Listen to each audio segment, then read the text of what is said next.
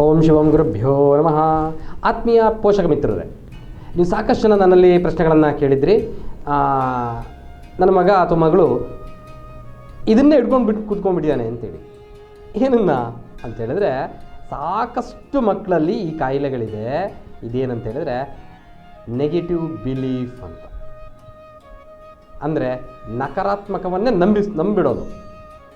ಅವನಿಗೆ ಆಗಿಬಿಟ್ಟಿದೆ ಆ ರೀತಿ, ನನಗೂ ಹಂಗೆ ಆಗಿಬಿಡುತ್ತೆ. ಅವನ ಹತ್ರ ಆ ರೀತಿ ಆಗಿದೆ, ಈ ರೀತಿ ನನಗೂ ಹಂಗೆ ಆಗಿಬಿಡುತ್ತೆ. ನಾನು ಈ ರೋಡಲ್ಲಿ ನಾನು ನಡೆದ್ರೆ ನನಗೂ ನಾಯಿ ಕಚ್ಚಿಬಿಡುತ್ತೆ, ಅವನಿಗೆ ಕಚ್ಚಿಬಿಟ್ಟಿದೆ ನನಗೆ ಕಚ್ಚಿಬಿಡುತ್ತೆ, ಅವನಿಗೆ ಆಗಿದೆ ನನಗಾಗಿದೆ. ಅದೇ ಮಕ್ಕಳಲ್ಲಿ ಪಾಸಿಟಿವ್ ಥಿಂಕ್ ಯಾಕೆ ಬರಲ್ಲ? ಹಾಗಾದರೆ ನಕಾರಾತ್ಮಕ ನಂಬಿಕೆಗಳು ಹೆಂಗೆ ಬಂತು? ಬದಲಿಗೆ ಕಾರಣ ಏನು? ತಪ್ಪನ್ನೇ ನಂಬಿಡೋದು. ಇದು ಹಂಗೆ ಆಗುತ್ತೆ ಹೌದು ಅಂತ ನಂಬಿಡ್ತಾರೆ. ತಾಯಿ ಮೇಲೆ ಏನಾದರೂ ಒಂದು ಅಪವಾದ ಹೊರಿಸಿದ್ರೆ ಅದು ನಂಬಿಡ್ತಾರೆ ಮಕ್ಕಳು. ತಂದೆ ಮೇಲೆ ಏನೋ ಅಪವಾದ ಹೊರಿಸಿದ್ರೆ ನಂಬಿಡ್ತಾರೆ ಮಕ್ಕಳು. ಸ್ಕೂಲ್ ಬಗ್ಗೆ ಅಪವಾದ ಹೊರಿಸಿದ್ರೆ ನಂಬಿಡ್ತಾರೆ ಮಕ್ಕಳು. ಕಾಲೇಜ್ ಬಗ್ಗೆ ಅಪವಾದ ಹೊರಿಸಿದ್ರೆ ನಂಬಿಡ್ತಾರೆ ಮಕ್ಕಳು. ಅವ್ರು ಯಾವತ್ತೂ ಅದನ್ನು ಪರಿಶೀಲಿಸಲಿಕ್ಕೆ ಹೋಗೋದಿಲ್ಲ, ಅಥವಾ ಅದನ್ನು ಸತ್ಯಾಸತ್ಯತೆಯನ್ನು ಅರಿತುಕೊಳ್ಳಿಕ್ಕೆ ಹೋಗೋದಿಲ್ಲ. ಹಾಗಾದರೆ ಯಾಕೆ ಕಾರಣ ಆಗಿರ್ಬೋದು? ಇದನ್ನು ನೆಗೆಟಿವ್ ಬಿಲೀಫ್ ಅಂತ ಹೇಳ್ತೀವಿ.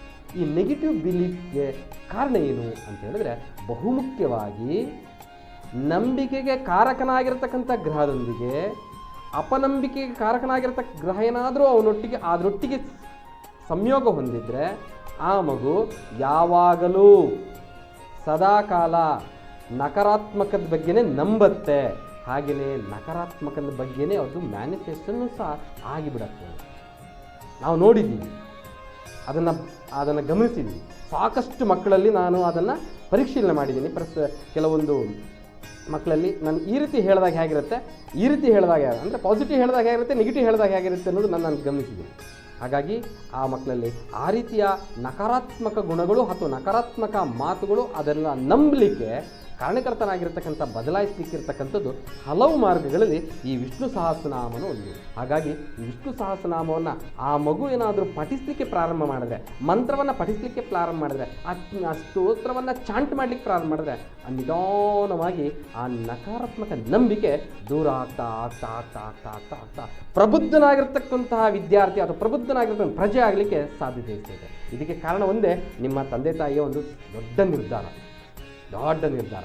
ಹಾಗಾಗಿ ಆ ಕಾರ್ಯಕ್ರಮಕ್ಕೆ ಭಾಗವಹಿಸಲಿಕ್ಕೆ ನೀವು ಪ್ರಯತ್ನ ಪಡಿ.